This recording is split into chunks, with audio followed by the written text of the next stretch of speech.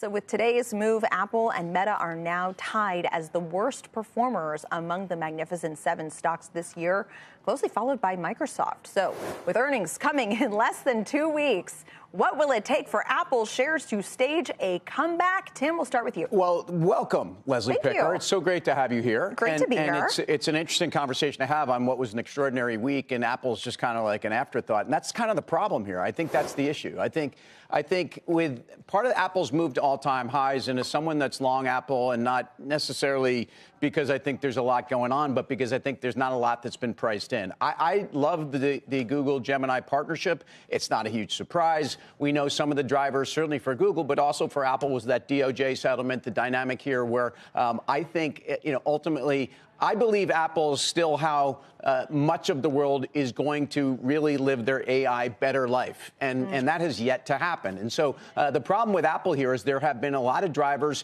as we just, Brian handed off the show to us and talked about small caps. Look, this year has been characterized by things that were not necessarily a big part of last year's trade, although, certain parts of the semis are. Apple's a perfect example of, I just think there's been better things to trade. I'm not that alarmed when you look at that succession of weeks lower. Okay, the headlines don't sound great there, but, stocks, down 6% in the last month. The problem is there's not a big catalyst here. The problem is it's 31 times forward. I can live with that in my portfolio. Bonawyn, do you think that this is the year that it really joins the AI play in a big way?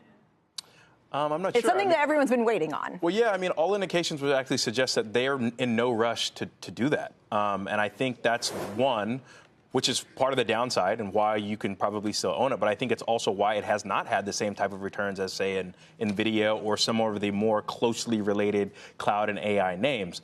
With that said, I still think that services business is growing and that continues to defend margin.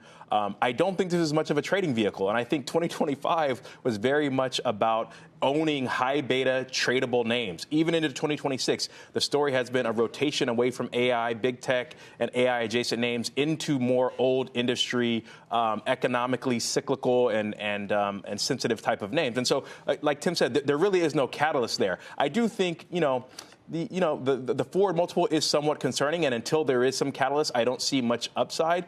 But, the rotation tends to mean revert at some point. And when you do see money flowing back into big tech, because there is still a certain defensive nature because of Apple's balance sheet, I don't think you can help but actually have that boat be risen along with the other. So no direct catalyst in the short term. That will likely be AI. And you still have the China overhang, but you still have a very strong service business. And ultimately, it's always going to be correlated with big tech. And there will be money, if it's for no other reason than passive investing, that continues to flow into that space. Yeah, and maybe, Steve, there's a case to be made that that tortoise mentality of Apple as it pertains to AI. Safety. Safety. Rewarded for not chasing the AI dollars. Well, that's what I was going to say. They still have a very huge cash hoard that they're able to deploy. They're not, in this arms race necessarily doing partnerships as opposed to really spending. Yeah, I agree. And I think that's the strategy to take. And I think they will ultimately be rewarded.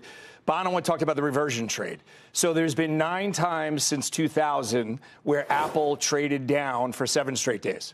It always, obviously, you look at the chart, it always rebounded aggressively. Now you look at the cash balance sheet, $60 billion.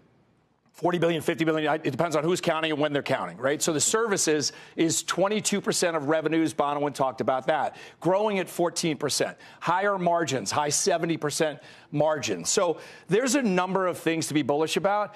If we're just looking at a trade, I think you'd be a buyer of Apple right now. If you're looking at holding it long term, I think you're going to be a safe bet holding it long term. If you're looking at AI, I think the Gemini is very attractive partnership. Mike, from a technical standpoint, are there any catalysts that you see?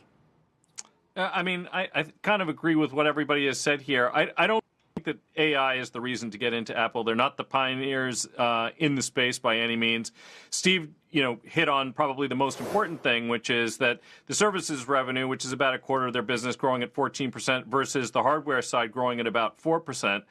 The company is going to do just shy of 4% free cash flow next year, so that makes it fairly safe. But at 31 times earnings and maybe 6.5%, possibly 7% top line growth, it is probably fairly priced relative to the S&P more broadly. So Don't love it, don't hate it. I've actually been pretty impressed by their services revenue growth. I think that that's a demonstration that their installed base is really something they're going to be able to monetize. But, 7% growth, that's probably a little better than the market overall, but not a whole lot better.